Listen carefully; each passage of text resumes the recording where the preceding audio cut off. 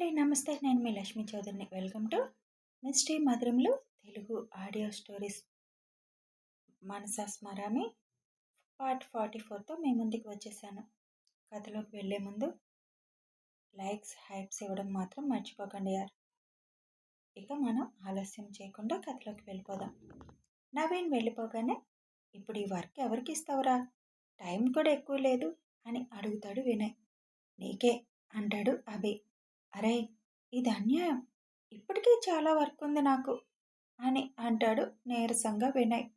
ఏడవకు, మీటింగ్ హాల్కి అందరినీ రమ్మను అని చెబుతాడు అభి. అభి చెప్పినట్టు అందరూ మీటింగ్ హాల్కి రమ్మని ఇన్ఫామ్ చేస్తాడు వినయ్. అందరూ మీటింగ్ హాల్కి వెళ్ళాక అభి అందరినీ ఉద్దేశించి మాట్లాడుతూ, నవీన్ గురించి మీకు తెలిసే ఉంటుంది. అతను తప్పు చేస్తున్నాడని తెలిసి కూడా ఎందుకు మీరు కంప్లైంట్ ఇవ్వలేదు అని అడుగుతాడు అభి. అందులో నుంచి కొంతమంది అమ్మాయిలు లేచి, సార్, మేము ఇచ్చాం సార్, కానీ ఎలాంటి స్పందన రాలేదు అని చెబుతారు. ఓకే, ఇంకా అలా ఉండదు. ఎవరైనా మీకు ఇబ్బంది కలిగిస్తే వెంటనే ఇన్ఫర్మేషన్ ఇవ్వండి, నేను యాక్షన్ తీసుకుంటాను అని చెప్పి, అతను చేస్తున్న ప్రాజెక్ట్ ఇంతవరకు హాఫ్ కూడా అవ్వలేదు. మనకి టైం కూడా ఎక్కువ లేదు. అందుకే మీలో కొంతమందిని సెలెక్ట్ చేశాను. వాళ్ళు ఎక్స్ట్రా 2 గంటలు ఉండి వర్క్ చేయాల్సి ఉంటుంది. వాళ్ళకి దానికి పే ఉంటుంది, ఆఫీస్ క్యాబ్ ఉంటుంది. కాబట్టి కంపెనీ ప్రయోజనాలు దృష్టిలో పెట్టుకొని మాకు సహకరించాలి అని కోరుకుంటున్నాను అని ఎవరు ఉండేది పేర్లు మేనేజర్ని అనౌన్స్ చేయమని చెబుతాడు. మేనేజర్ పేర్లు పిలుస్తుంటే అందరూ లేచి నిలబడి ఒక పక్కకు వస్తారు. అందులో అవని కూడా ఉంటుంది. మీ అందరికీ ఇష్టమేనా అని అడుగుతాడు అభి. ఎక్స్ట్రా పే, క్యాబ్ ఉంది, ఎందుకు వదులుకుంటారు? వచ్చిన అవకాశాన్ని అందరూ ఓకే చెబుతారు. అవనికి కూడా ఇప్పుడు మనీ అవసరమే, అందుకే ఏమీ అభ్యంతరం చెప్పదు. ఈ రోజు నుంచి ఈ వర్క్ స్టార్ట్ అవుతుంది. అందరూ నా అండర్లో ఉంటారు ఈ వర్క్ అయ్యేదాకా అని అంటాడు అభి. ఓకే సార్ అని అంటారు అందరూ. ఓకే, ఇప్పుడు వెళ్ళి మీ వర్క్ చేసుకోండి. ఈవినింగ్ ఇంటికి ఇన్ఫర్మేషన్ ఇచ్చి నన్ను కలవండి అని చెబుతాడు. ఓకే సార్ అని అందరూ వెళ్ళిపోతారు. మేనేజర్ గారు, ఈవినింగ్ 6 to 8 కాన్ఫరెన్స్ హాల్లో వర్క్ చేస్తారు, అక్కడ ఏర్పాట్లు చూడండి అని చెబుతాడు అభి. ఓకే సార్ అని మేనేజర్ వెళ్ళిపోతాడు అక్కడి నుంచి. సాయంత్రం అవ్వగానే అందరినీ కాన్ఫరెన్స్ హాల్కి రమ్మని, నేను ఇక్కడే ఉంటాను, మీరు కూడా అందరూ ఇక్కడ కూర్చొని వర్క్ చేయండి అని అందరినీ కూర్చోమని వర్క్ ఇస్తాడు. ఏమైనా డౌట్ ఉంటే నన్ను అడగండి అని చెప్తాడు. అలాగే అని అందరూ వర్క్ స్టార్ట్ చేస్తారు. వచ్చి వచ్చి మళ్ళీ అభి ముందు పడేసరికి అవని గుండె నీటిలో నుంచి బయటపడ్డ చేప పిల్లల గిలగిలా కొట్టుకుంటుంది. ఎంత వద్దు అన్నా అభి వైపు మనసు వెళ్ళిపోతుంది. అయినా అన్నిటినీ అలవాటు ప్రకారం అన్నిటినీ తొక్కిపెట్టి వేసి వర్క్పై ఫోకస్ పెడుతుంది. అలా అందరూ బిజీ షెడ్యూల్లో ఉండగానే 1 నెలన్నర రోజులు కాలగర్భంలో కలిసిపోతాయి. ఈ టైంలో అభి అవని కోసం చేసిన ప్రయత్నాలు ఏమీ ఫలించలేదు. అభిలో దిగులు మొదలైంది. స్కూళ్ళు కూడా వేట మొదలుపెట్టాడు. ఒక పక్క ఆఫీస్, బిజీ షెడ్యూల్, ఇంకో పక్క అవని గురించి వెతుకులాట. ఇదే అభి దినచర్య. ఇంక వర్క్ ఎక్స్పీరియన్స్ లేక డౌట్స్ ఎక్కువే అయ్యాయి అవనికి. డౌట్ వచ్చినప్పుడల్లా అభి దగ్గరికి వెళ్ళవలసి రావడం అవనికి పెద్ద టాస్క్ అయిపోయింది. అభికి కూడా అవని దగ్గరికి వచ్చినప్పుడు ఏదో తెలియని ఫీలింగ్ కమ్మేస్తుంది. తన మనసు అలజడిగా మారిపోతుంది. గుండె సవ్వడి పెరిగిపోతుంది. అన్నిటికంటే ముఖ్యంగా అవని కళ్ళు అభిని కట్టిపడేస్తున్నాయి. తనకే తెలియని సందిగ్ధంలో పడిపోయాడు అభి. తన మనసు ఇచ్చే సంకేతాలు అర్థం చేసుకొని అవని గురించి ఒక్కసారి ఎంక్వైరీ చేయాలి అన్న ఆలోచన అభి చేయలేదు. కారణం, 1, అభికి మనసు భాష తెలీదు. 2, అవనికి పెళ్ళైపోయింది అనే దగ్గర ఆగిపోయింది అభి మైండ్. ఒక్కోసారి మనకు కావాల్సింది మనకి ఎదురుగానే మన కళ్ళ ముందే ఉన్నా దానిని మన మనసు గుర్తించినా మన కళ్ళు, మైండ్ మాత్రం గుర్తించవు. అదే ఇప్పుడు అభి విషయంలో జరిగింది.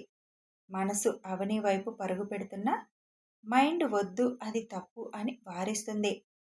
మనసు, మైండ్తో పెద్ద యుద్ధమే చేస్తున్నాడు అభి. మరి ఒక్కసారి మనసు మాట విని అవని గురించి ఆలోచిస్తాడా లేదా అని చూడాలి. మన అవని ఎంత మనసు అదుపు తప్పుతున్నా, అభి కోసం ఆరాటపడుతున్నా, తను పట్టిన కుందేలుకు మూడే కాళ్ళన్నట్టు ఫస్ట్ రోజు ఏ మాట మీద అయితే నిలబడిందో అదే మాట మీద స్టిక్ అయిపోయింది.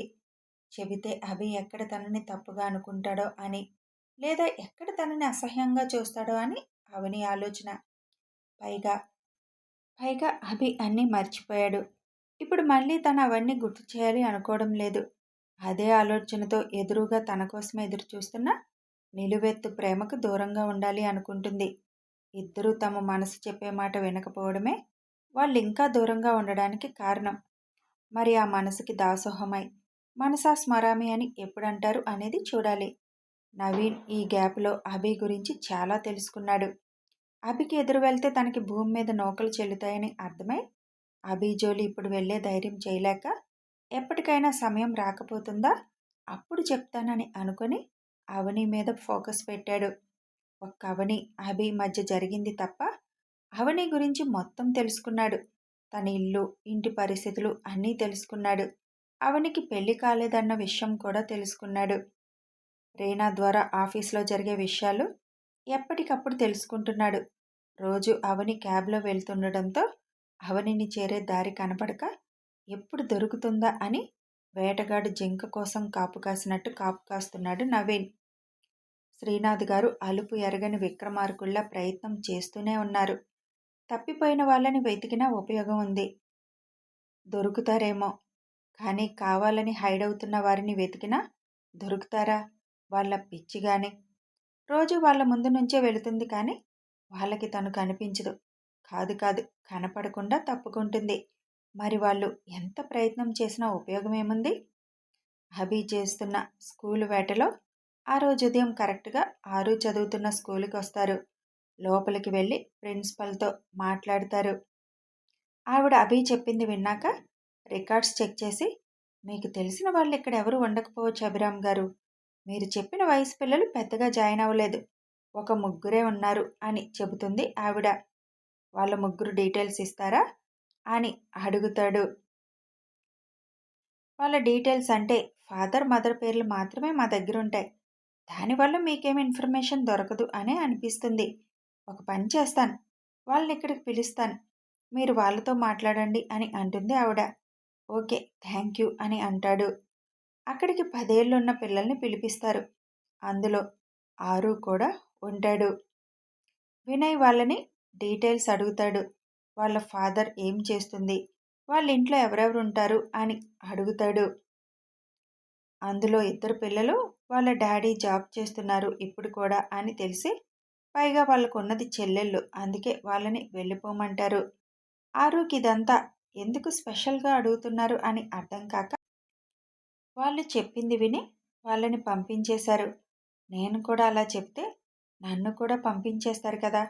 ఆయన అక్క చెప్పింది కదా, ఎవరైనా స్ట్రేంజర్స్ ఏమడిగినా డీటెయిల్స్ ఏమీ చెప్పొద్దని చెప్పింది కదా. ఇప్పుడు నాన్నకి బాగోలేదని చెప్పకుండా నేను కూడా వాళ్ళని ఫాలో అయితే సరిపోతుంది అని ఆలోచిస్తూ ఉండగానే ప్రిన్సిపల్ పిలుస్తుంది ఆర్యన్ అంటూ. హా మేడం అని అంటాడు ఆరు.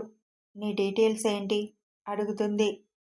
మా నాన్న బ్యాంక్ ఎంప్లాయ్ మేడం, నాకు ఒక అక్క ఉంది అని చెబుతాడు. ఆ రెండు వినగానే అలర్ట్ అవుతాడు. మీ నాన్నగారికి హెల్త్ ఏమైనా ప్రాబ్లం ఉందా అడుగుతాడు వినయ్. లేదు సార్, మా నాన్నకి ఏం ప్రాబ్లం లేదు అని చెబుతాడు ఆరు.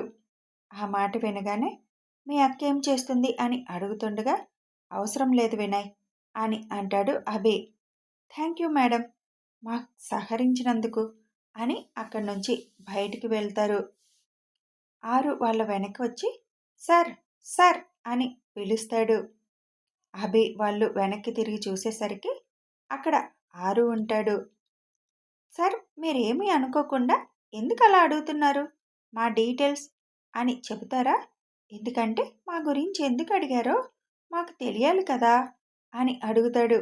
ఒరే బుడ్డోడా, నీకెందుకురా, తెలుసుకొని ఏం చేస్తావు అని అడుగుతాడు వినయ్. అదేంటి సార్, మీరెవరో మాకు తెలీదు, అయినా మీరు అడగగానే చెప్పాను కదా, మరి మీరు చెప్పాలి కదా. ఒకవేళ మీకేదైనా హెల్ప్ చేయగలనేమో అని అంటాడు పెద్ద అరిందులాగా. నువ్వేం హెల్ప్ చేస్తావురా? ఏదైనా చేయగలను. నేను కరాటే కూడా నేర్చుకుంటున్నాను అంటాడు.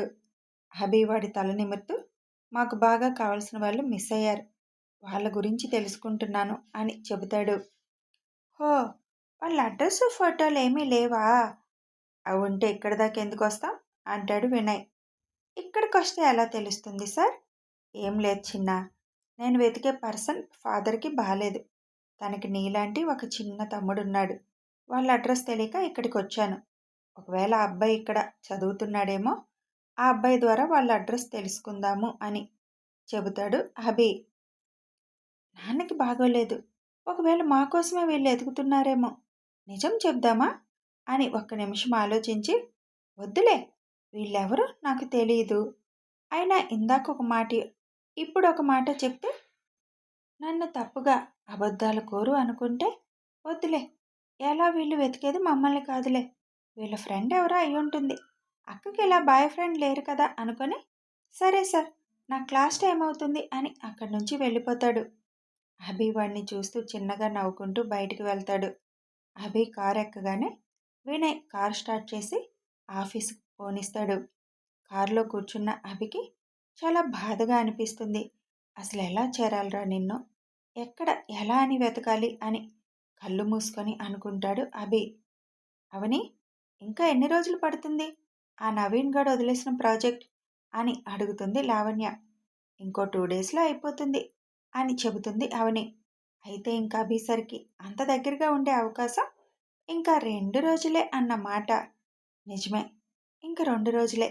అభిసర్ని అంత దగ్గరగా చూసుకోగలను. తర్వాత మళ్ళీ కొంచెం దూరంగా ఉండాలి. అంత దగ్గరగా మిమ్మల్ని చూసుకునే అదృష్టం దక్కింది అభి సార్. మిమ్మల్ని చూస్తూ ఉండాలి అనిపిస్తుంది. కానీ అలా దగ్గరగా ఉంటే నా మనసు ఏదో ఒక క్షణం బలహీనమై మీకు నిజం చెప్పాలి అనిపిస్తుంది. దూరంగా ఉండడమే మంచిది అని అనుకొని వర్క్లో పడిపోతుంది. ఆఫీస్కి వచ్చే వరకు ఏం మాట్లాడించలేదు వినయ్. అభి మానసిక స్థితి ఇప్పుడు ఎలా ఉంటుందో తెలుసు కనుక. ఆఫీస్ రాగానే తన క్యాబిన్కి వెళ్ళి కూర్చుంటాడు అభి. ఆలోచనలన్నీ పక్కన పెట్టి వర్క్ మొదలు పెడతాడు. అవని ఆలోచనలు రాకుండా ఉండాలంటే అభికి ఉన్న ఒకటే మార్గం వర్క్. వర్క్లో పడితే అభికి ఇంకే ఆలోచనలు ఉండవు. అందుకే వర్క్ మీద ఎక్కువ ఫోకస్ పెడతాడు. సాయంత్రం వరకు అదే బిజీలో ఉంటాడు అభి. సాయంత్రం అవ్వగానే రోజులాగే ప్రాజెక్ట్ వర్క్ కోసం కాన్ఫరెన్స్ హాల్లోకి వెళ్ళి అందరూ వర్క్ మొదలు పెడతారు. అవని ఎప్పట్లాగే చిన్న డౌట్ ఉండి అభి దగ్గరికి వెళ్తుంది. సార్, చిన్న డౌట్ అని అంటుంది. వర్క్ లాస్ట్కి వచ్చినా ఇంకా ఏమిటి మీ డౌట్స్ అవని? అసలు మీరు సాల్వ్ చేయడానికి ప్రయత్నం చేయరా? డౌట్ రాగానే వచ్చేస్తారు. ముందు మీ వల్ల అవుతుందేమో చూడాలి కదా అని కొంచెం గట్టిగా అడుగుతాడు. అభి అలా అరిచేసరికి అవని కళ్ళలో నీళ్లు తిరుగుతాయి. అవి చూడగానే అభి గుండె తట్టుకోలేకపోతుంది. అక్కడ ఉండలేక, వినయ్, తన డౌట్ ఏంటో చూడు అని చెప్పి అభి అక్కడి నుంచి బయటికి వెళ్ళిపోతాడు. అవని, ఇలారా అని పిలుస్తాడు వినయ్. వినయ్ దగ్గరికి వెళ్తుంది. ఏమనుకోక అవని, ఇవాళ తను కొంచెం డిస్టర్బ్గా ఉన్నాడు, అందుకే అలా అన్నాడు. ఇన్ని రోజులు ఎప్పుడన్నా తను చిరాగ్గా ఉండడం చూసావా అని అడుగుతాడు. No problem sir. అయినా నేను కూడా రోజు డౌట్ అంటూ వస్తూనే ఉంటాను. సరికి మాత్రం విసుగురాదా ఏంటి అని అక్కడి నుంచి వెళ్ళిపోతుంది. ఈ రోజుకి అందరినీ నువ్వు చూసుకోరా అని వినయ్కి మెసేజ్ చేసి అభి ఇంటికి వెళ్ళిపోతాడు. ఎందుకు సార్ అంత డిస్టర్బ్గా ఉన్నారు? అయినా నేను కొత్త, తీసుకొచ్చి సీనియర్స్ చేసే ప్రాజెక్ట్లో పడేశారు. మరి డౌట్ రాదా? పోనీలే కదా అని ఒప్పుకొని చేస్తుంటే నన్నే అరుస్తారు అనుకుంటూ అభిని తిట్టుకుంటూ మళ్ళీ అంతలోనే ఏదో డిస్టర్బ్లో ఉన్నారని వినయ్ చెప్పిన మాట గుర్తు చేసుకొని ఏ విషయంలో ఆయన బాధపడుతున్నారు అని ఆలోచనలో పడుతుంది. ఇంటికి వెళ్ళిన అభి డైరెక్ట్గా రూమ్కి వెళ్ళి అవని గాజు పట్టుకొని, ఎందుకు నీ ప్లేస్లో తను గుర్తుకొస్తుంది నాకు, ఎందుకు తను దగ్గరికి వస్తే నా గుండె సవ్వడి పెరుగుతుంది, అది నాకు ఎప్పుడో అర్థమైంది. కానీ నిన్ను కాదు అని, అది కూడా ఒక పెళ్ళైన అమ్మాయి వైపు నా ఆలోచన ఎందుకు వెళ్తుంది? ఒకవేళ నేను తనకి అట్రాక్ట్ అవుతున్నానా? నో, అలా జరగడానికి వీల్లేదు. నీకు తప్ప ఎవ్వరికీ నా మనసులో స్థానం ఇవ్వలేను. ఎక్కడ తన దగ్గరకొస్తే నా గుండె తనను కోరుతుందేమో అని ఇవాళ తను తప్పు లేకపోయినా తనతో గట్టిగా మాట్లాడాను. అంతా నీ వల్లే. నువ్వు వాడుతున్న ఈ దాగుడు మూతల వల్లే ఇదంతా. ఇక్కడ నేను ఇంత బాధపడుతుంటే ఎక్కడున్నావురా? నన్నే భర్తగా ఊహించుకొని బతుకుతున్న నీకు నన్ను చూడాలి అని, నా చెంత చేరాలని అనిపించడం లేదా? I hate you Mrs Abhiram. I hate you అని ఆ గాజు లోపల పెట్టి బాల్కనీలో కూర్చొని కళ్ళు మూసుకుంటాడు. ఇంటికి వెళ్ళిన అవనిని అనసూయ గారు, ఇంకా ఎన్నాళ్ళు అవని ఇలా లేటుగా వచ్చేది అని అడుగుతారు. ఇప్పుడు నేను తొందరగా వచ్చి ఇంట్లో చేసేది ఏముంది నాని? వర్క్నే కదా చేస్తున్నాను. దానివల్ల మనీ వస్తుంది. ఇంటికి సేఫ్గా క్యాబ్లో పంపిస్తున్నారు. ఇంక మీకేంటి ప్రాబ్లం అని అంటూ రూమ్లోకి వెళ్తుంది.